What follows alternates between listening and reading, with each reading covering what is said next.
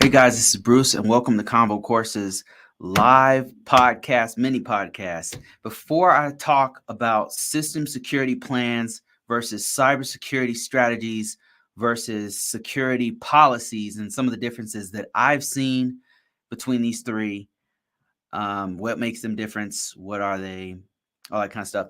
I want to tell you guys that I've got a free book out that's right now. At the time of this recording, I believe it's free. So anyway, I got tons of free stuff, free books, free courses.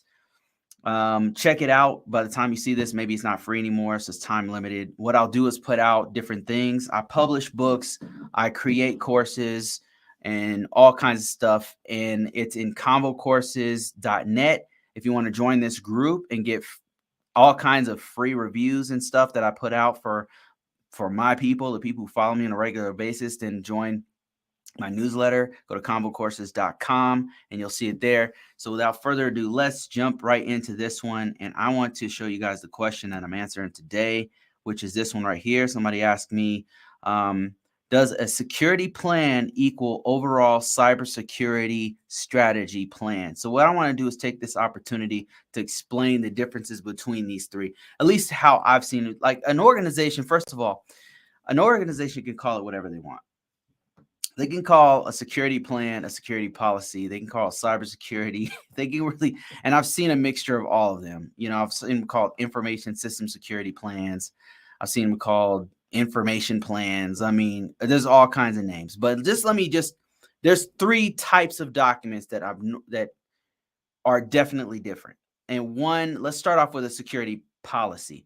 So a security policy is breaking down what the organization's rules are, the overall security of the organization for security, for information systems. That is what a security policy does in a nutshell. Like if I can explain it in one or two sentences, that's what it is. It's going to explain things like, what do we, or as an organization, do for the security of laptops, of smartphones? Do we even allow smartphones? And if so, what types do we do? Bring your own device? Do we do? Can you bring your laptop into the facility? How do you bring a guest in? Overall stuff. It's not just technical security. It's going to also cover a little bit of physical security. Sometimes they'll have their own physical security plan, or it'll be its own thing. But sometimes you integrate all that into a security policy. So security policy is the rules of the organization. And a lot of times when an organization has an assessment done, the assessors are actually looking at that policy. That's why the policy is very, very important. It's like the roots of the entire tree. The policy is super important because it's bringing stuff into from the industry standards and rules and regulations and laws and things like that. So that's why it's very, very important. It's saying, how do we as an organization meet these laws in our industry, in our state, in our federal organization, for our government? So it's really, really important, not only for legally, like for the organization to protect itself, but also from a security standpoint to reduce the risk. If you don't have a security policy, then what happens is the organization's kind of all over the place, because if it's like, if you don't have a policy, people just do whatever. Groups within the organization will create their own policy. That's what I've seen happen. It's like Lord of the Flies. Like people just start making their own policies because you really need one.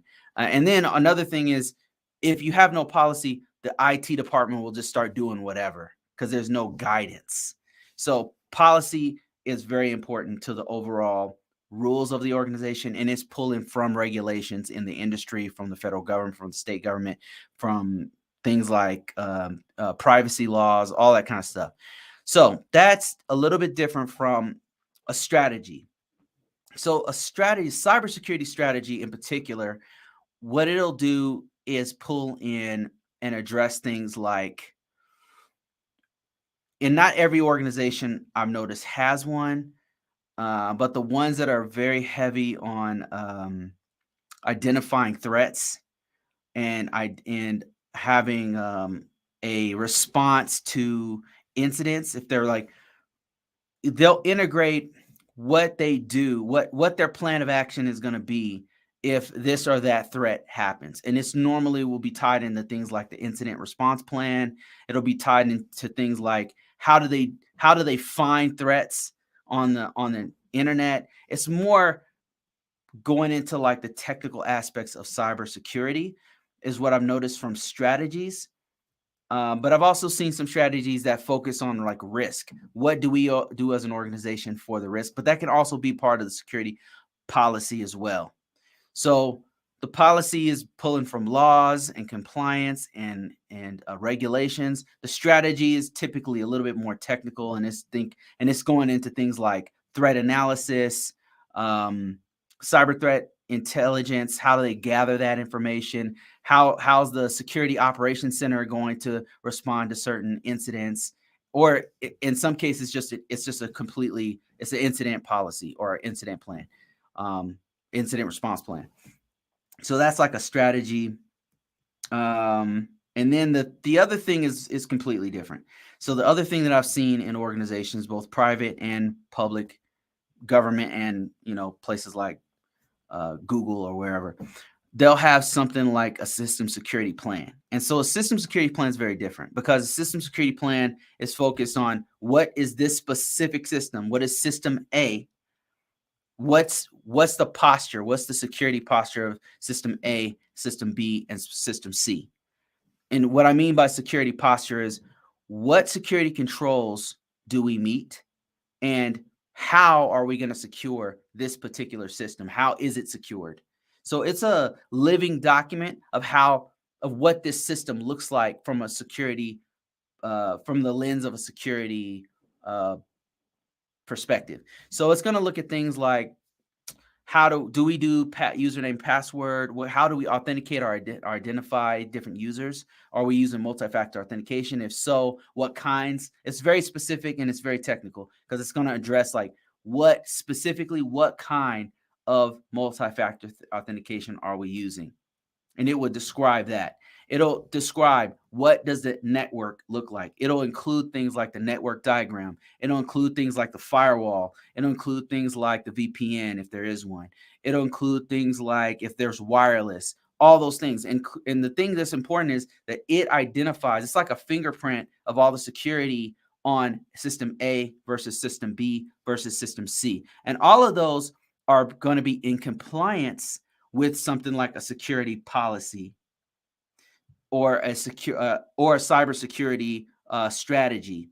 So those documents, your policies and your strategies or your overall plan for the organization are kind of upper tier, upper level documents that everyone must follow. And the system security plan is a plan that's identifying how this system complies with the policy.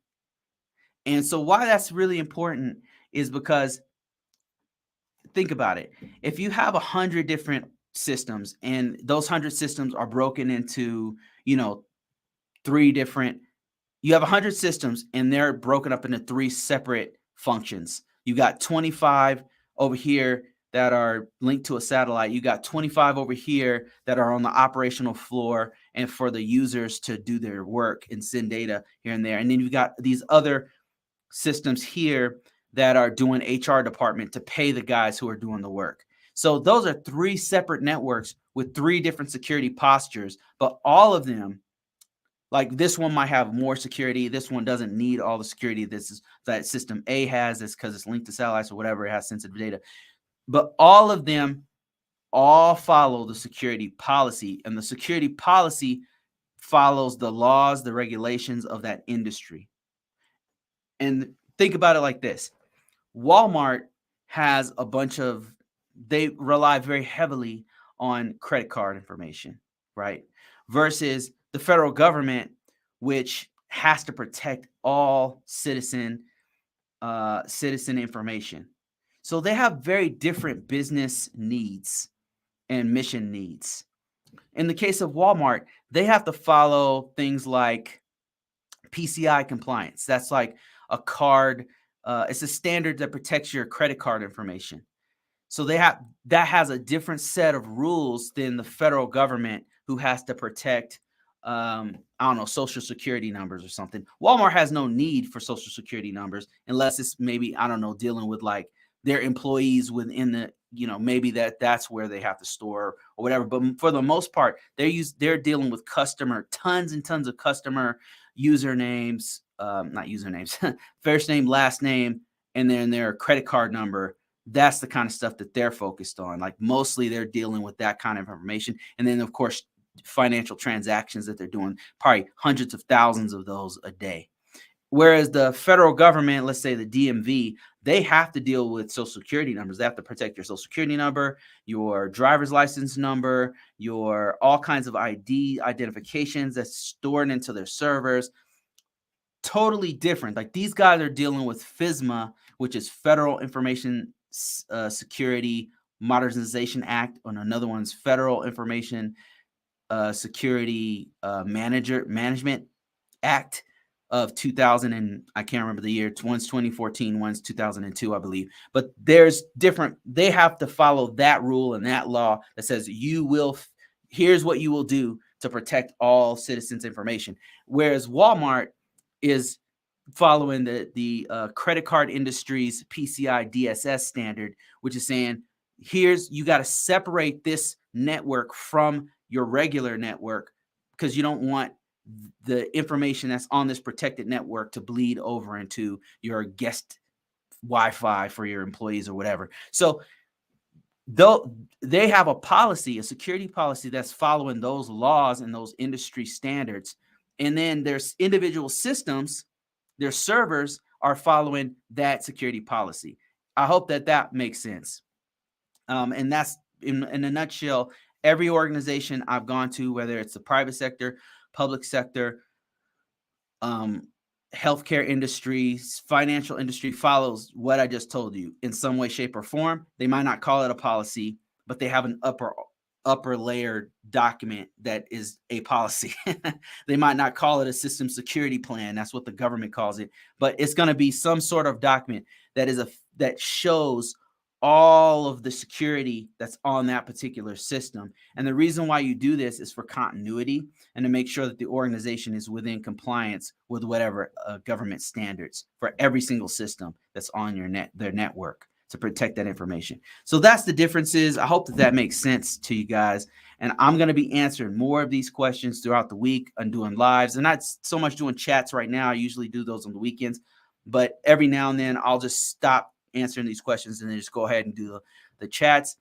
I found it kind of better this way, to just focus on one or two comments at a time so I can answer as many questions as possible. But if you guys are interested in joining the community, this conversation doesn't stop. We're always talking amongst each other. You might just happen to catch a live or something, but if you actually join the community, we're always kind of talking back and forth via, I don't know, email, on chat, on all kinds of places. So go ahead and join us on ConvoCourses.com. And if you want to you don't have time to like really jump on lives and you want to learn a bit more about this and go deeper in this kind of stuff, where I'm talking about this all the time, I write tons of books and give them out for free and giving huge discounts on this kind of stuff, go to ConvoCourses.net and check it out. I mean, there might be something that you would like to get. So that's it, guys. I'll see you guys on the next one tomorrow.